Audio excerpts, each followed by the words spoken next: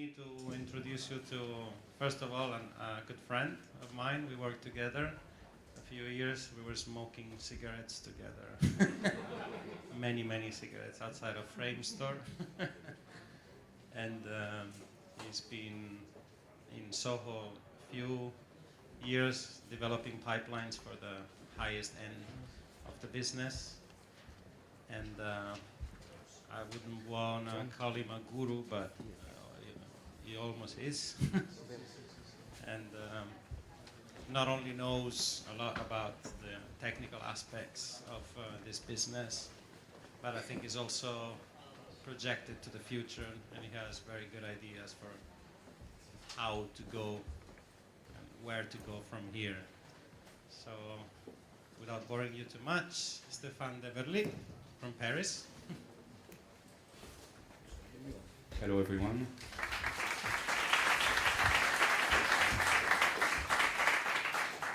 And that's it. Yeah, very technical.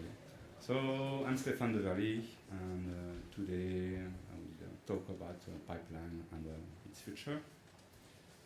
So like Felix said, I worked in various places in London, at Frame Store, Prime Focus. I'm French. I work in studios in Paris, at Durand-Dubois, Digital District. I started to work in the industry in 1992, and I discovered that according to SEM SIGGRAPH, I can be considered as a pioneer, so I feel old now. And I created my own company this year. Its name is Coach Lab, where I do some pipeline and R&D work and consulting. And my clients are Deep and Guy, it's a French production company. They're doing a feature animation project. Marfins, so I did a bit of work for them. They are producers. They produce Kick-Ass, so it was fun to work for them, even if it was about production, not doing any images, but it's fun to work with producers of Kick-Ass. Work for Milk in London, and at the moment I'm doing some consulting for Shotgun. So what's a pipeline? That's a good question. So pipeline, some workflow and some tools. And it's important to understand that tools without workflow, it's nothing. You really need to know what you want to do before trying to even write some tools to achieve it. It can be considered as an assembly line, so you try to build something to render some images at the end. The main difference with an assembly line in the other industries is that first we deal with digital assets, and then it's not sequential. So you will start working on something even if it's not approved. So this is a big difference with traditional industry. And it's more a graph than a line. So let's have a look. Usually when you start doing some animation, you start modeling, texturing. Then your model goes into layout, goes into rigging. You start to do some look dev. From layout, you get a camera, you get a set. From rigging, of course, you get a rig. Look dev, you get some look dev. Then your camera, your set, and your rig go into animation. Usually they produce a binary cache for the animation. Then you assemble all of that in lighting. So you get the camera, you get the animation, you get the set, the look dev, and you do the same in FX. From FX, you might generate some cache. So if you run some simulation, you will get your simulation caches. Or you might render directly some images. If you generate some caches, they go into lighting. You do render, get some images out. This goes into compositing, and hooray, you have your final images. So this is a simplified version of a pipeline. There are a lot of steps missing. There is no crowd. When you are doing some animation, feature animation project. You have some extra steps to finalize your cache, fix the intersection, so it's really simplified. In a VFX pipeline, well, the main difference is that you have some plates, so these are your source images. You do some tracking, you do some cleanup, so it's usually named prep. From the tracking, you get a camera. From the prep step, you get some clean plates. You generate some proxies, so there are either some QuickTime movies or 1K images. These proxies goes into almost every single department. Same with the plates. And something which is missing, this is the editorial information. So you need to know what is the current cut.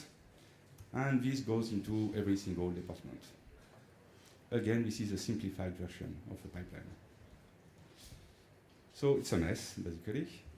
Usually what you do, you consider some particular assets global. So it means that at any time there is only one version of them available, and they are available for every single department. You know, something sitting in a corner, and you don't have to, there is only one version. So from a user point of view, this is a user. You get some data, you work, you save your file, so it's a snapshot. This is your local file on your local drive. Work again, save your file again. You're happy with this first version, you save a WIP, work in progress, usually you publish it in the asset management.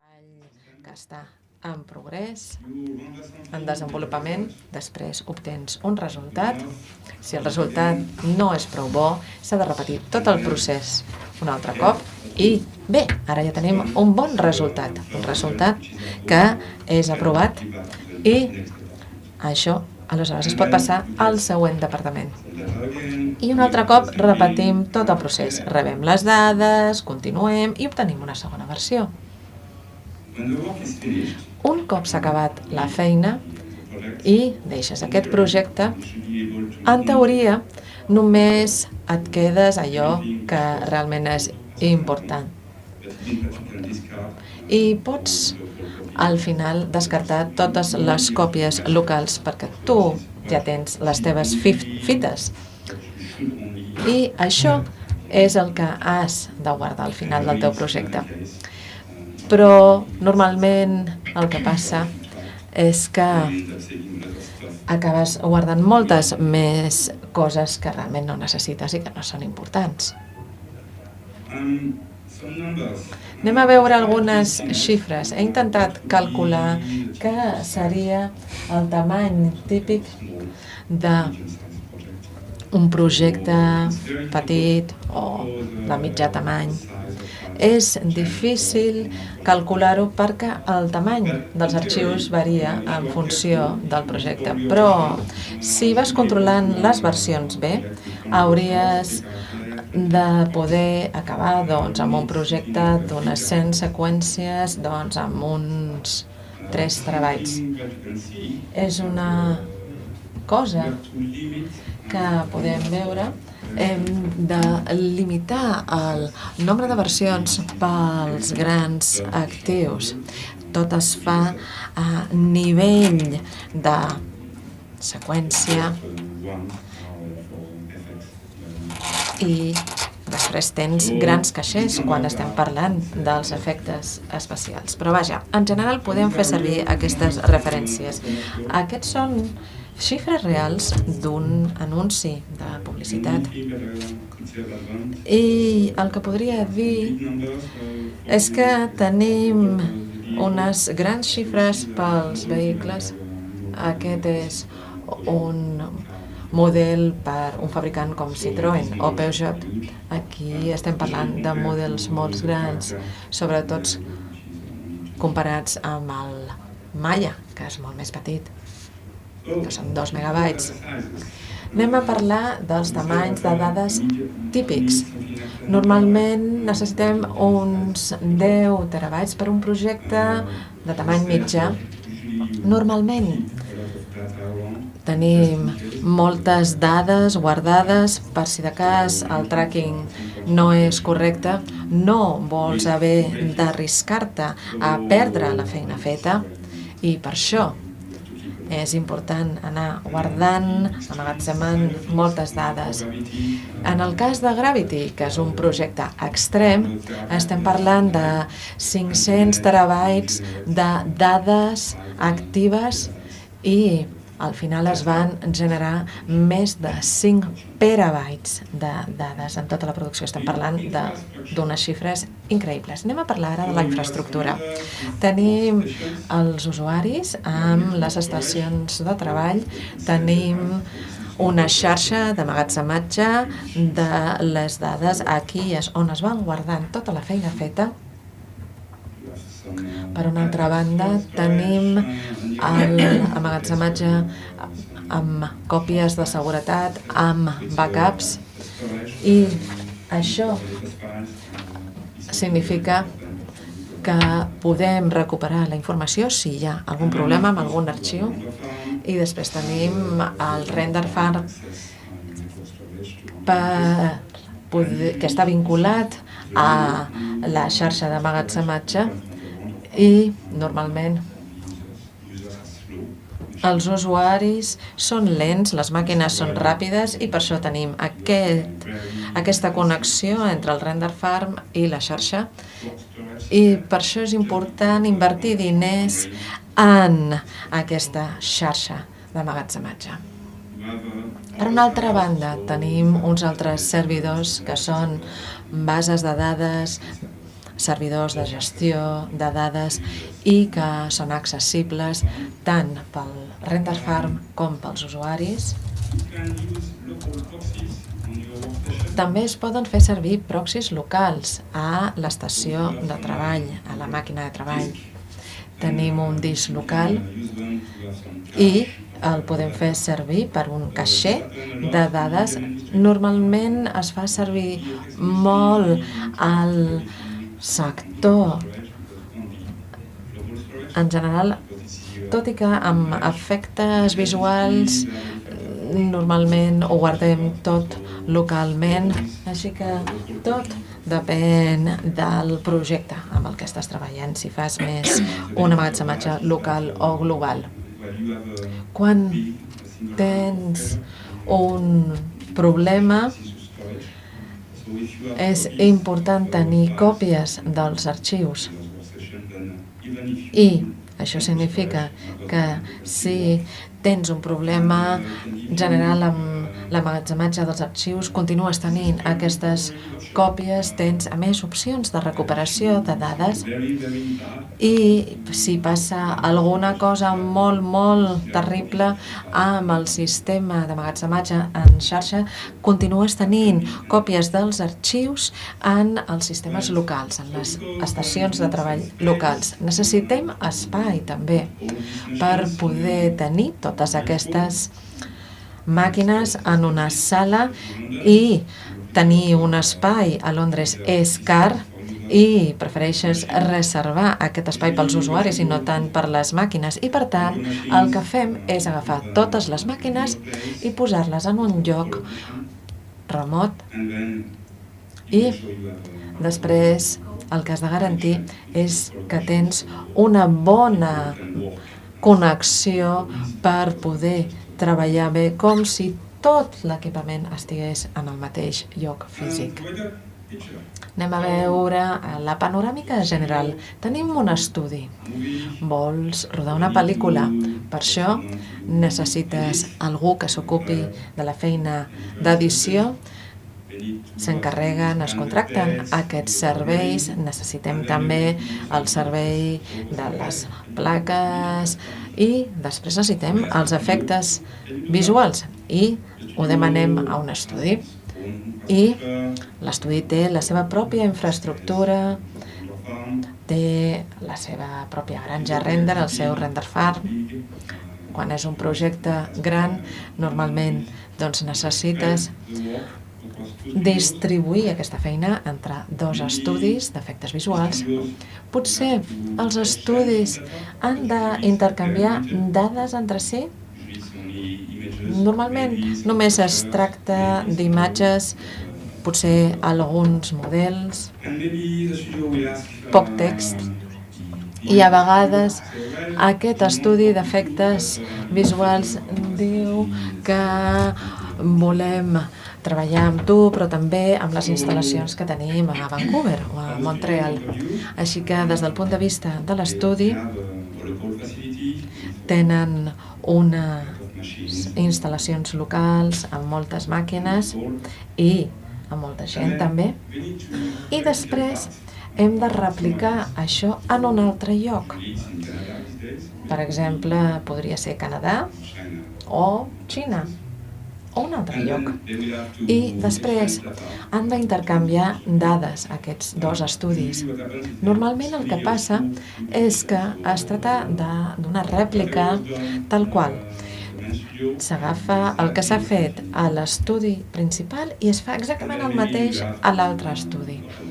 I potser s'obre un altre estudi, unes altres instal·lacions, i com intenta ser intel·ligent, tot i que estem duplicant les coses en diferents ubicacions, normalment hi ha un departament global per garantir que totes les coses es fan de la mateixa manera a tots els llocs. Per això necessitem el nostre departament informàtic, l'equip de pipeline, l'equip de rigging i també el departament d'I+D i de recerca i de desenvolupament, i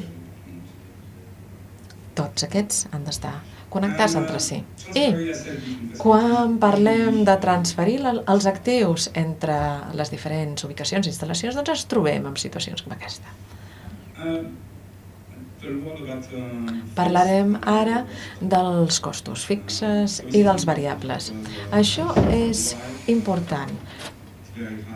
Per això és tan difícil sobreviure en aquest negoci, perquè si tens uns costos fixes, els has de pagar. Els has de pagar independentment de si estàs treballant o no, si t'entra feina o no. Si tens uns costos variables, només pagues si treballes. Per tant, si funciones amb els costos fixes, hi ha 2 opcions. Per una banda, pots intentar planificar els recursos per poder cobrir tots els projectes que pots fer. Pots comprar una gran granja de render, un gran render farm, grans servidors, o pots ser més conservador i pensar no tinc gaires diners, així que el que farem és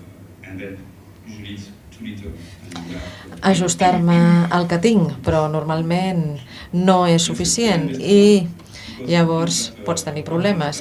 Llavors, estem parlant d'una inversió inicial molt gran i no saps si tindràs feina després, i per aquesta raó hi ha molts estudis que no aconsegueixen sobreviure i moren, tanquen, perquè han hagut de pagar molts diners i no tenen prous projectes per poder financiar tots aquests costos fixes.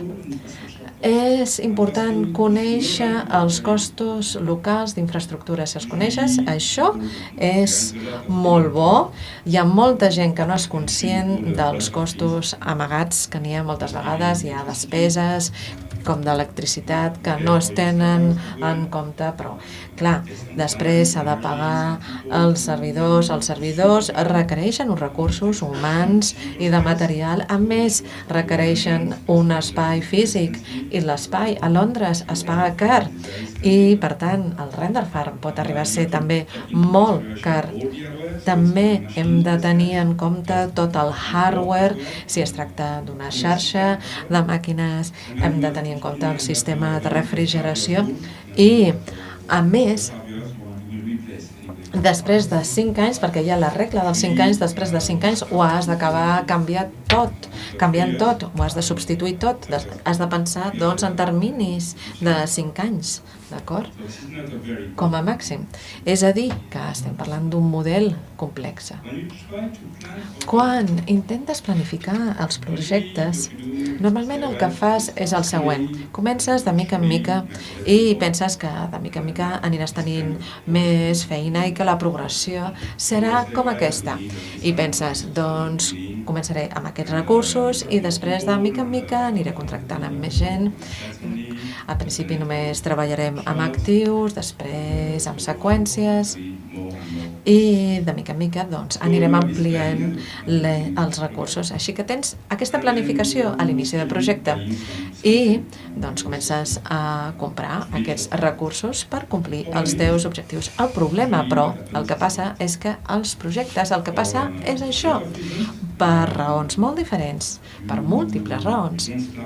No comences de la manera prevista, així que necessites més temps i més recursos, així que comences a comprar unes coses, passes molt de temps no fent servir aquestes coses i després tens un pic al final i no tens recursos suficients per cobrir aquest pic i és aquí quan has de córrer per obtenir aquests recursos addicionals per cobrir aquesta situació.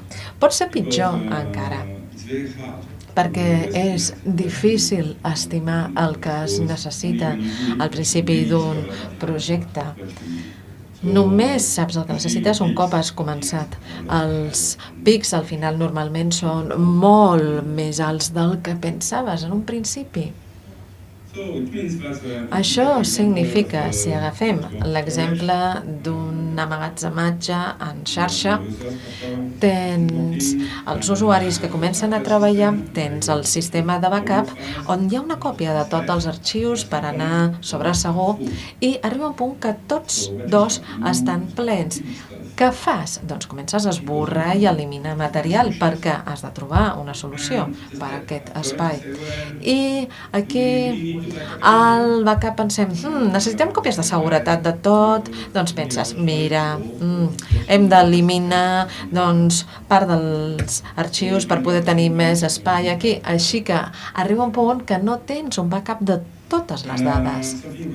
I una qüestió important que cal comprendre i que requereix molta energia és que tot aquest procés, l'equip de sistemes està sempre molt ocupat preguntant a tothom cada dia, puc eliminar això, puc eliminar això, puc eliminar allò, i això requereix molta energia. I estem parlant d'energia, de recursos humans, tot això costa diners.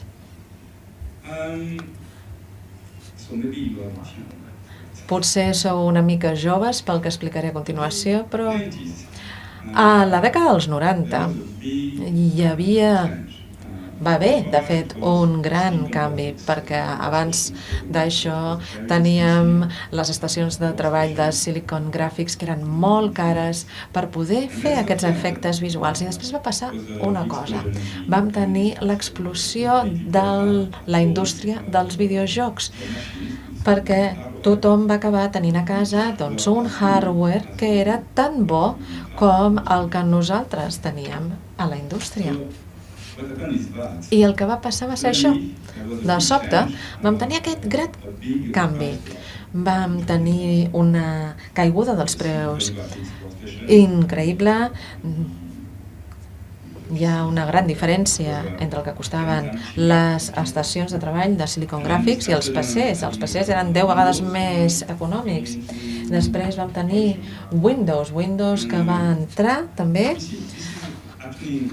en joc i jo crec que és el mateix tipus de revolució que veiem ara amb el núvol, el cloud, perquè aquí tenim algunes de les coses que jo tinc al meu ordinador, per exemple.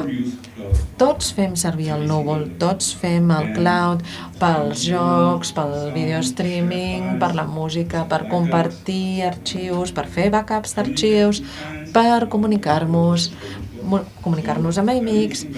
I realment jo crec que és la mateixa revolució la que estem veient ara que la que vam veure fa unes dècades i que és impulsada pel públic general, tal i com va passar en el cas dels PCs.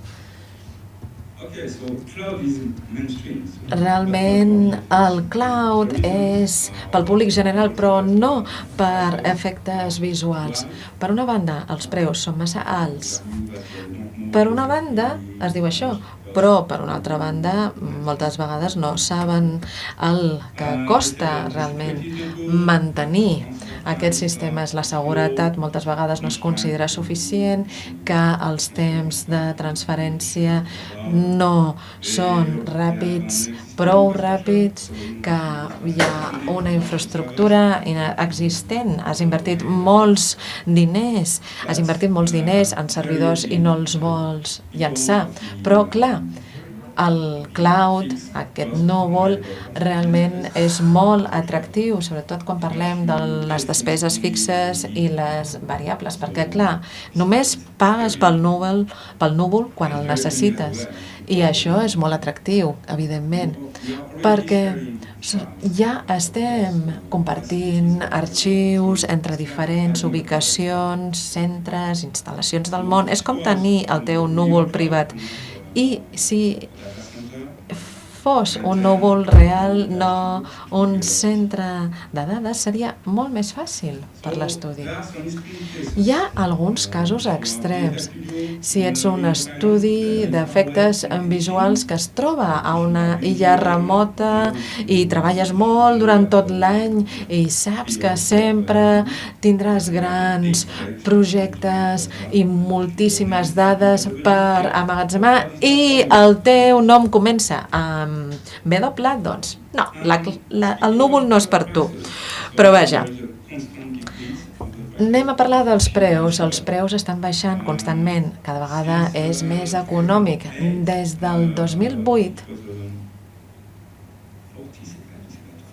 jo diria que hem vist 42 baixades de preu. Hi ha moltíssima competència entre Amazon, Google i Azure, i quan un d'ells baixa els preus, doncs els altres també ho faran, evidentment. I es pot tenir alguns serveis en el núvol, el nostre centre de dades local. Almenys això funciona per Azure, poder tenir doncs, aquesta possibilitat de tenir la teva infraestructura de dades local i fent servir doncs, serveis del núvol. I si necessites saltar el núvol o del núvol pels pics, doncs ja estàs preparat, ja tens aquesta infraestructura local i a més pots afegir la infraestructura del núvol. Una cosa que cal recordar és que és difícil comparar els preus entre els proveïdors perquè sempre et diuen que et trobaran el millor preu pel teu núvol, però vaja, potser en el futur serà més fàcil fer aquesta comparació de preus. Després hem de parlar de l'ample de banda. Tenim les xarxes locals típiques, LAN d'1 gigabyte o 10 gigabytes si ets un estudi gran. S'ha d'intentar obtenir una gran velocitat d'internet, però clar, això és car.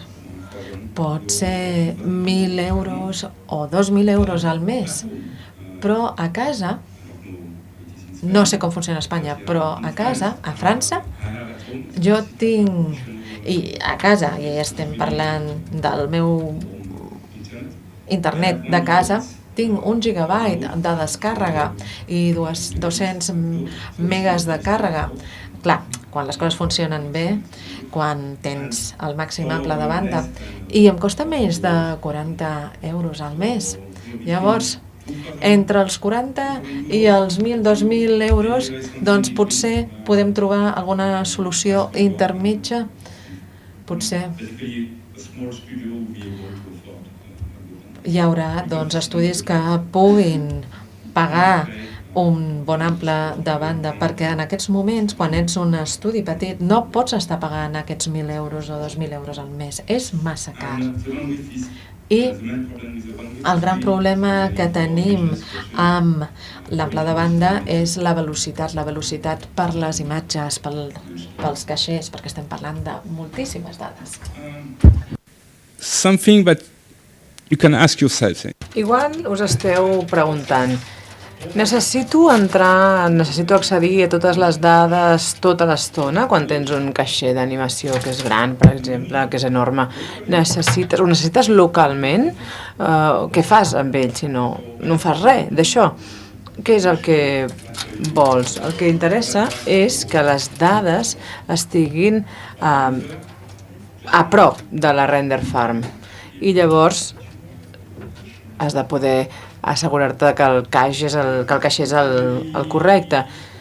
Pots potser intentar ser més espavilat si tens un bon sistema de producció, pots fer el que jo anomeno transferència just in time, just a temps, per saber si algú anticipadament qui està preparant què, tu et prepares un dia abans el que necessites i sempre pots intentar generar algunes proxies, alguna cosa que et mostri l'actiu real però amb una mida més petita, no? Pot ser una QuickCam, per exemple, per les imatges. Tornem a la dècada dels 90, una altra vegada. A la dècada de 1990, llavors no teníem l'emmagatzematge central que podem fer servir ara i havíem d'espavilar-nos, havíem de ser llestos. Per fer la composició havíem de construir proxys, havíem de fer proxys perquè no era possible tenir accés directe de l'emmagatzematge central a les imatges.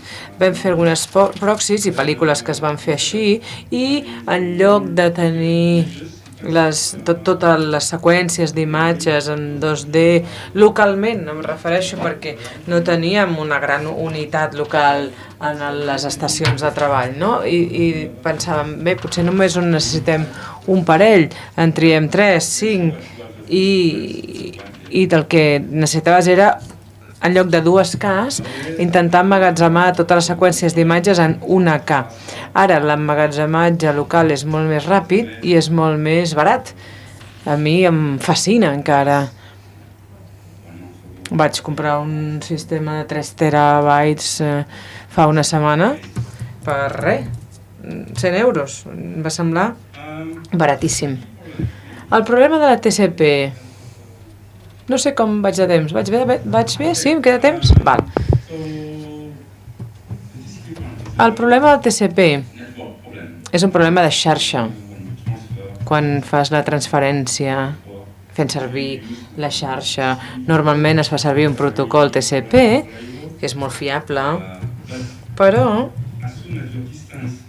quan la distància entre els dos punts de partida i d'arribada és massa gran, falla pel delay, pel decalatge que tens des del moment en què s'envien les dades fins que arriben a destí final. Doncs clar, quan la distància és gran, és elevada, es produeixen molts errors perquè els cables encara no són prou bons, és a dir, que ens passem molt més de temps comprovant les dades, comprovant l'enviament. Després tenim un altre protocol d'enviament que és UDP. UDP no és fiable en absolut, senzillament, ni tan sols importa si s'han rebut o no les dades, però és ràpid, això sí. Es fa servir quan fas streaming, si perds una imatge, doncs mira, tampoc passa res, no? O fins i tot amb jocs, tampoc no acaba d'importar tant si perds un moment un arxiu. O sigui, s'està intentant millorar les coses, es va intentant millorar, hi ha una solució comercial que es diu Aspera, tenim una patent, que és un protocol FASP, que vol dir fast i secure, és a dir, ràpid i segur, i si fas servir alguna cosa d'aquest estil, doncs, sens dubte, maximitzaràs l'ample de banda i bé, t'hauràs de t'hauràs d'assegurar que s'han rebut, això sí. I hi ha altres iniciatives de Cisco, per exemple, de Google, per fer que la transferència de dades sigui molt més ràpida. I això depèn de les necessitats del públic. En general, tots fem streaming de dades, els vídeos a demanda, això cada vegada té més pes, té més importància i així anirà evolucionant la cosa. I això és el que passa quan fas servir una transferència a llarga distància i és que es perden molts paquets d'actius. Jo no sóc un expert en seguretat, en absolut. Alguns estudis, jo sé que quan treballes amb, no sé, blockbusters americans una mica extrema la qüestió de seguretat, la gent ni tan sols té connexió a internet al seu propi ordinador, al seu propi taula de treball, jo diria que en el cas d'estudis petits o mitjans, les dades estan més assegurades al núvol que no pas localment, perquè col·locar, és a dir, implantar un sistema de seguretat és difícil, necessites experts que s'hi dediquin i quan comences no acabes mai. Si ho tens al núvol ja saben com fer-ho, com treballar-ho i aquesta és la cosa positiva del núvol, que en fi, descarregues aquesta càrrega sobre algú altre i bé, no te n'has d'ocupar més, no? I per això pagues. Després, encriptar té el seu cost. Quan envies dades d'una ubicació a una altra, si vols assegurar-ho, si vols encriptar-ho, això ja requereix el seu temps i un altre temps més abans que puguis enviar aquestes dades. Hi ha als Estats Units, a Los Angeles, un grup que s'anomenen Production in the Cloud, producció al núvol, que estan treballant molt amb les qüestions de seguretat, no sé, MPA, treballant amb MPA, amb l'Associació Cinematogràfica Nord-Americana. Estan avançant i, com veieu, s'estan fent diverses coses, diverses solucions perquè les dades puguin estar segures al núvol. Context. Quin és el context d'aquest sector vostre? Pots crear un estudi ara mateix en qüestió de dies. Això no és problema. Pots comprar-te solucions que ja hi ha al mercat. Pots comprar-te estacions de treball. Si tens la gent adequada, l'equip adequat, pots fer-ho ràpid i bé. Què vol dir això també? Que hi ha una gran competència de nous jugadors en el mercat que tenen estudis petits o de mitjana dimensió que competeixen amb els grans, a més, com que hi ha ajudes també, hi ha també incentius fiscals, jo no sé exactament com funciona.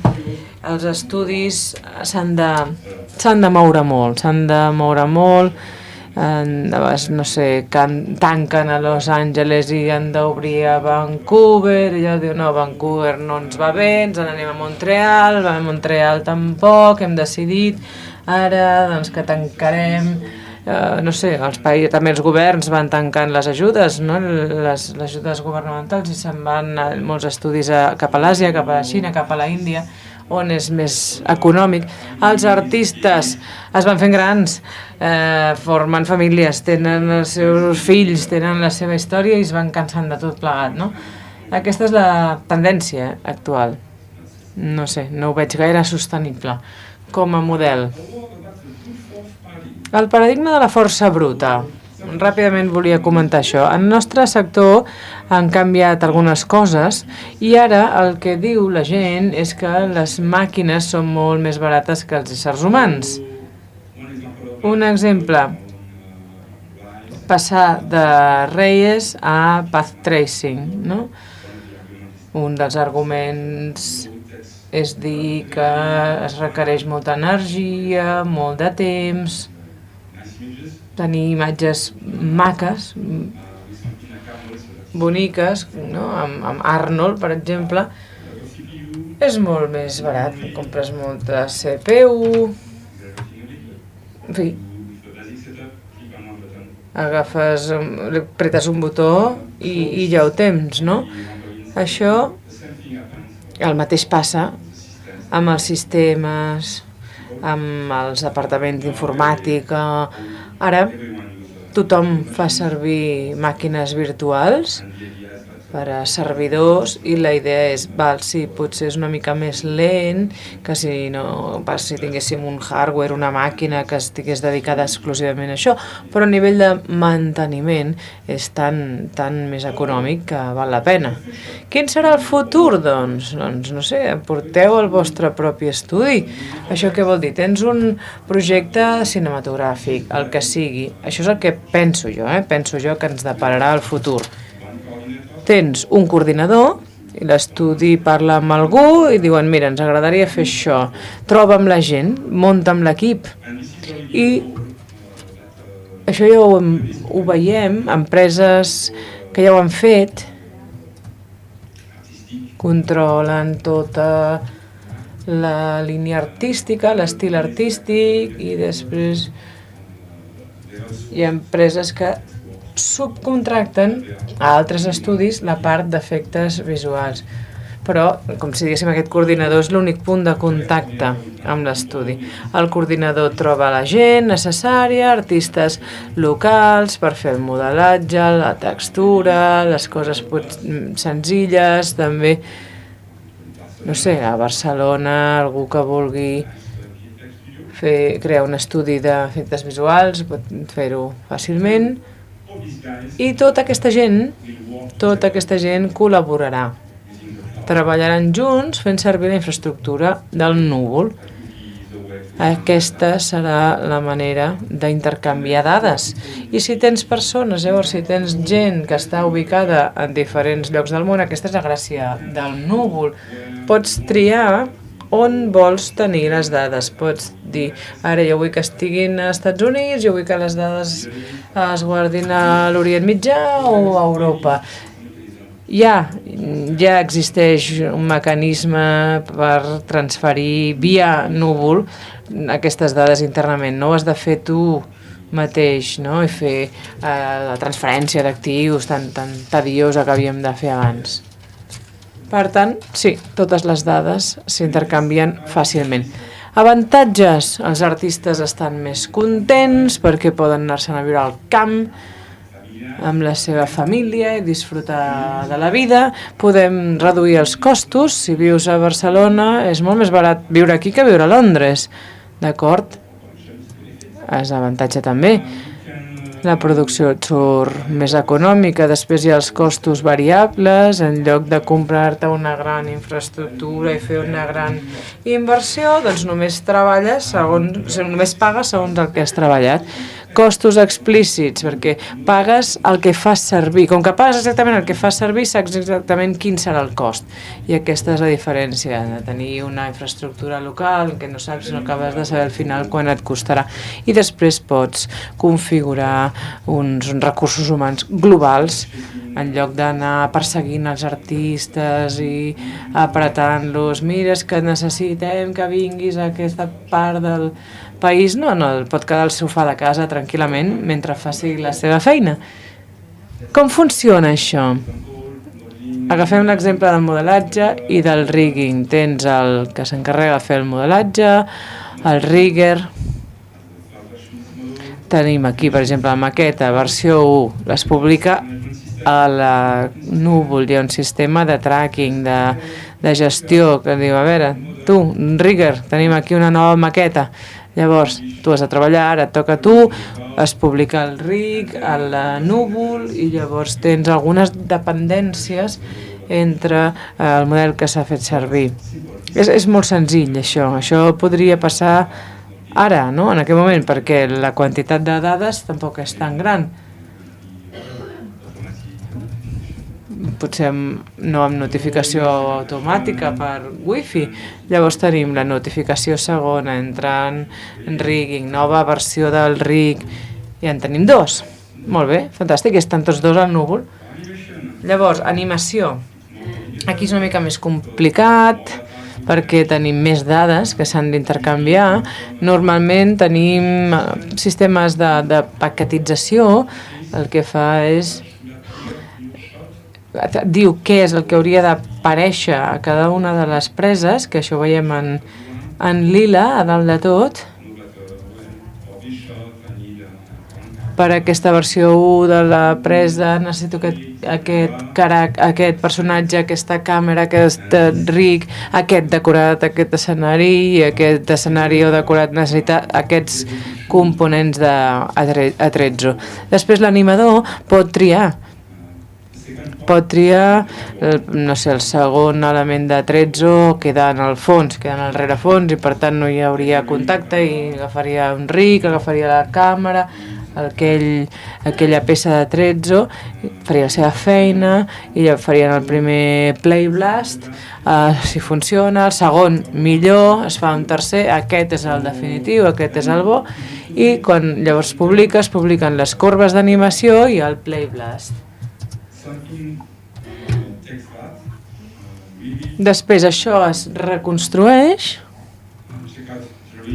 es comprova el rig, s'agafen les corbes d'animació, es carreguen dins el rig i llavors es genera el caixer d'animació i també un caixer de proxy. I llavors tens algunes dependències, hi ha dependències entre tots aquests actius i la gestió interactius. Hi ha un altre personatge, per exemple, en aquesta altra presa, i hi ha un sistema que automàticament el que fa és control de qualitat. Cada vegada que algú publica alguna cosa, o potser durant la nit, es pot comprovar sempre la situació, l'estatus d'aquelles dades.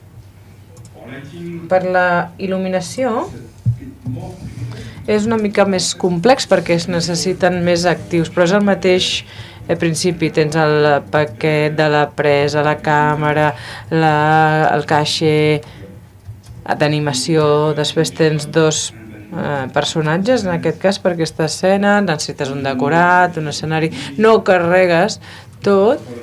El problema és això, que això pesa molt. Aquests caixers d'animació són moltes seqüències, molta imatge, i potser localment, el sistema local és difícil, és lent, però per això estan les proxys. Pots fer servir les proxys, i les proxys el que fan és empaquetar les imatges, o pots dir, doncs, un caixer és d'animació, no? En tinc totes aquestes seqüències, totes aquestes preses. Potser no necessito tot. El que tu vols és tenir un parell de seqüències o d'imatges per poder a partir d'aquí treballar la il·luminació. Potser no necessites tot per preparar la il·luminació. Podria haver-hi diverses opcions.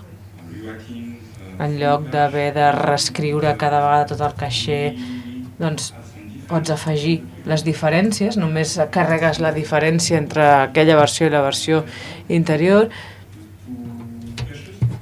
Potser tens un delta entre dues imatges, podria ser una altra opció. Llavors, tens l'arxiu publicat en el núvol, pots tenir còpies locals parcials, pots fer un render interactiu que pot ser més petit, ho pots fer localment, a l'estació de treball local o en algun altre ordinador local, per tant és força més barat fer-ho així.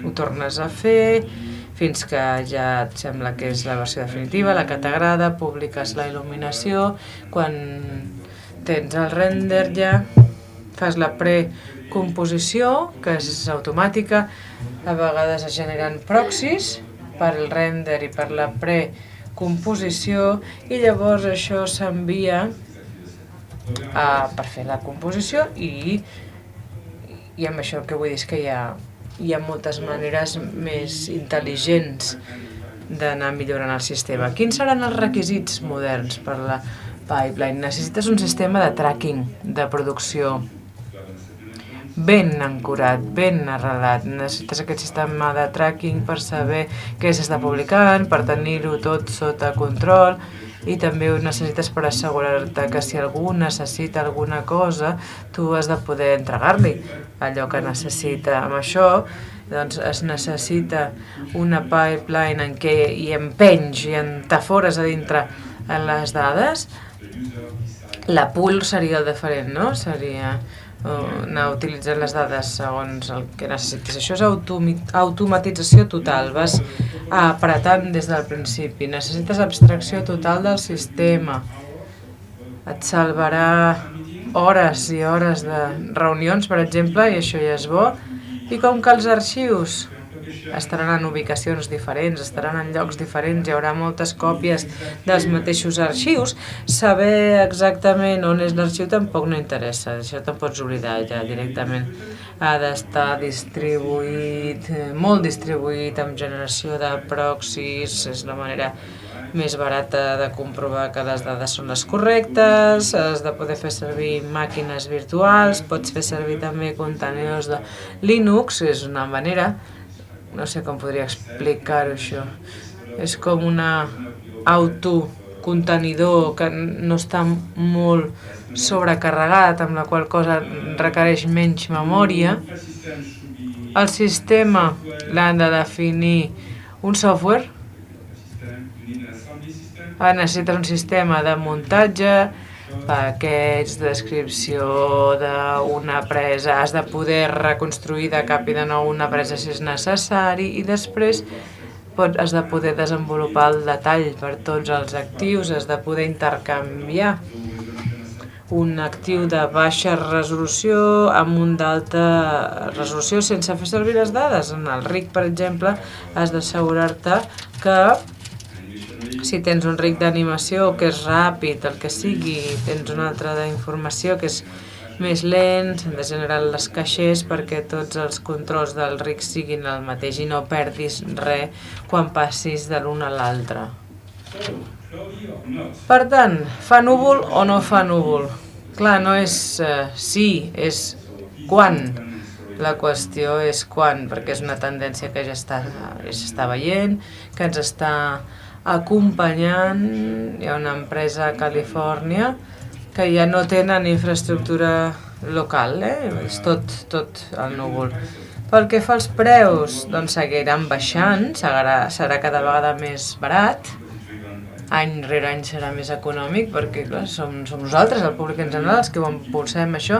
L'ample de banda seguirà millorant, cada vegada més fort, més potent, perquè seguim compartint dades, fem streaming, vídeo, a demanda, al final la televisió desapareixerà tot streaming des d'alguna banda, jo crec que sí, que així serà.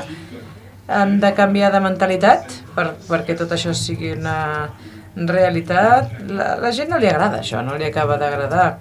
Volen saber on és l'arxiu, on està guardadet. No importa, si en realitat no importa. En el Mac jo faig servir l'iPhoto, l'iTunes, no tinc ni idea d'on està l'arxiu. Què m'importa on està guardat l'arxiu? No? A vegades doncs, ho tinc en Maya, local, i també en el núvol i també a l'iPhone. No sé, si jo puc recuperar i ho puc fer servir i confio en el sistema, no importa on estigui emmagatzemat.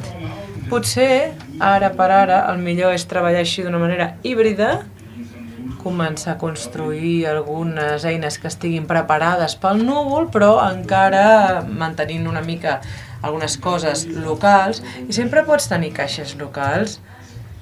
És barat comprar emmagatzematge, una màquina d'emmagatzematge, però no necessites una màquina caríssima i potentíssima. Molt bé, doncs crec que això és el que ens depara el futur. Ara parlem del passat.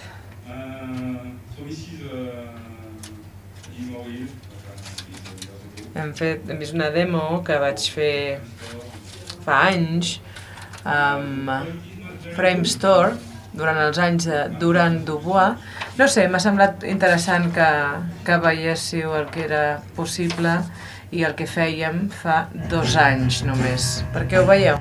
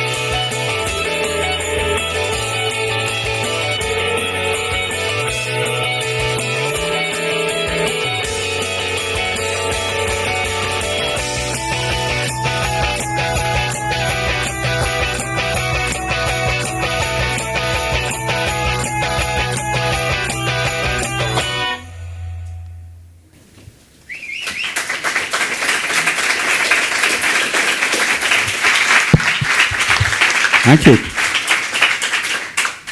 So I feel stupid. Bueno, em sento una mica tonto.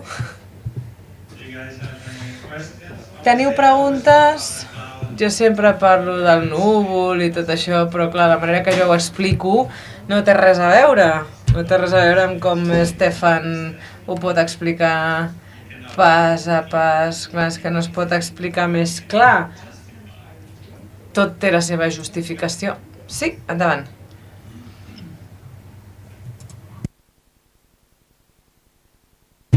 Hola, gràcies, Stefan. Moltes gràcies per la teva presentació.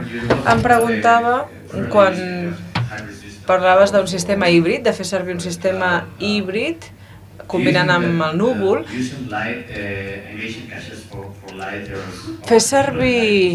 fer servir caixes per la il·luminació, això també hauríem de guardar-ho al núvol ara, com m'explicaves, perquè jo tinc la sensació que la gent d'il·luminació que jo conec no crec que els agradés que jo els digués, a veure, és que has de fer servir cada vegada una presa cada, no sé, o cada 10 o cada 15, perquè esclar, la gent d'il·luminació que jo conec, no sé si els teus treballen diferents, ja me'ls presentaràs, però em diria, no, és que jo vull saber què està fent el personatge en cada una de les preses, perquè això determinarà molt les decisions d'il·luminació, i clar, aquest sistema de caixa, no sé si puc fer servir una presa cada 10 o cada 15 i no una per una.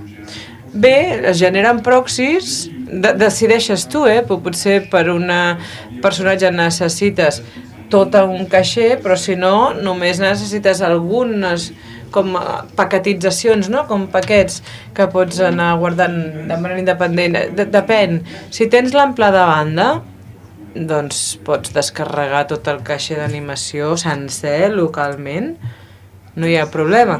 Com deia, clar, cadascú treballa de la seva manera, el seu estil. No sé, és que no sé què respondre't, la veritat.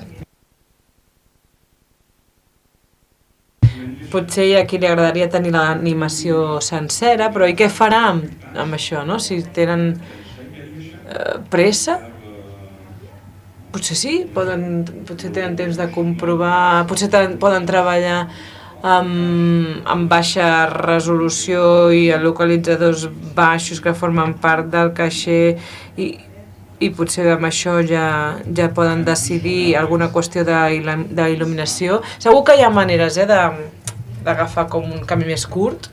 Okay, just taking all the information you have said and doncs, si considerem tota aquesta informació en un cas extrem, què et semblarien els desktops remots? Tenir ordinadors remots per tot, perquè ara tenim millors connexions. Què et sembla? Doncs mira, seria una altra opció, sí? No només tenir el cable de vídeo pel centre de dades remot, sinó que tens tot el cloud en algun lloc, al núvol, i simplement necessites una bona velocitat de preses per treballar. Ja es pot fer servir el GPU amb el rendering, el núvol, així que jo crec que potser aquest serà el futur. I a més és curiós, perquè parlem del futur i del passat, però fa molts anys parlàvem del cold frame, del centre de dades d'IBM, i era el mainframe, i suposo que això pot passar en el futur. Jo sé que a Vancouver han creat un centre de dades, així que compartim el Render Farm, la granja de render, i la idea és poder transferir-ho tot a un lloc i simplement afegir uns cables i ja està. Uns cables fins al desktop de l'artista. Hola, estava pensant, quan has mostrat les últimes seqüències, Creus que aquesta feina seria fàcil de fer en un entorn de núvol, com per exemple desenvolupar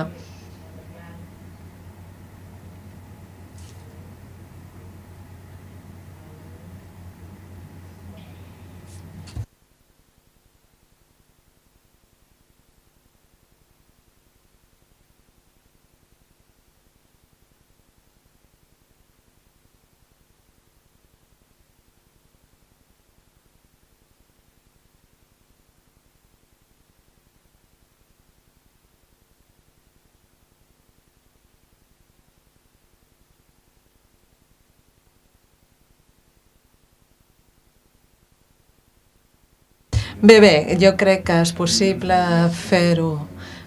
En aquests moments jo estic treballant amb Shotgun a París i hi ha també gent a Londres, tenen gent a Londres, també als Estats Units, no sé exactament on, i també doncs, a Califòrnia.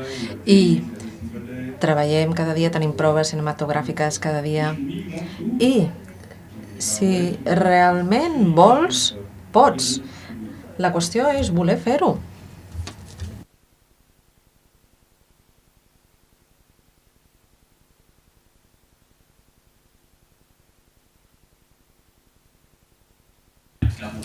Tinc centenars de preguntes, però intentaré només fer-ne unes quantes, unes poques. Començarem amb una cosa bastant senzilla. Has parlat dels caixers que tenim, de les preses. Creus que és possible començar a fer streaming d'aquestes dades? Creus que és possible? A veure, Alan Vic no és prou bo, és massa lent. Sí, no podem traduir, perdoni, si no es fa servir el micròfon a la sala. Ara hi ha un nou sistema que és més ràpid, no recordo com es diu, però quan parlem de caixer estàvem treballant amb 200 i era molt més ràpid, no hi ha punt de comparació, era molt més ràpid perquè era molt més simple. I podies ficar-hi de tot, de fet. Jo no crec que l'streaming sigui possible perquè és massa complicat. Així que és millor fer servir dades locals? No dic això, sinó trobar una millor manera d'emmagatzemar les dades. Això és el que estic dient.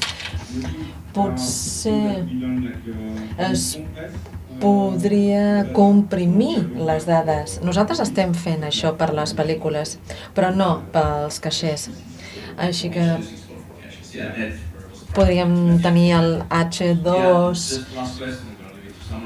G4. Creus que els actius són immutables en el moment que s'han publicat? Sí, ho són, immutables. Crec que sí. Si vols tenir tota la història, diguem...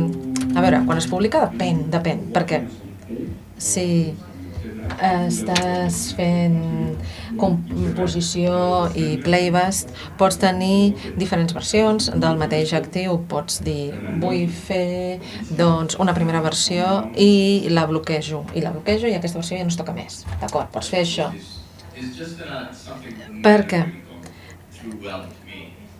el que no m'agrada és el fet d'haver d'esperar a acabar la composició per poder començar amb el rendering. Perquè, clar, el rendering existeix en el moment que hi ha una primera presa, així que ja es pot fer servir en el moment que ja tens això. Sí, clar. Però clar, necessites la primera versió. Sí, necessites la primera versió. En el moment que tens la primera versió ja pots començar a treballar en teoria i si tens una versió podries automàticament fer la renderització de tot. I Nosaltres tenim, per exemple, en alguns casos, molta automatització que fem a la nit i que després passem al pipeline. Així que tens algú treballant upstream, que és aigües a dalt, i després pots veure després el resultat sense cap tipus d'interacció humana i a vegades doncs, tens una bona sorpresa o una sorpresa no tan agradable. Gràcies.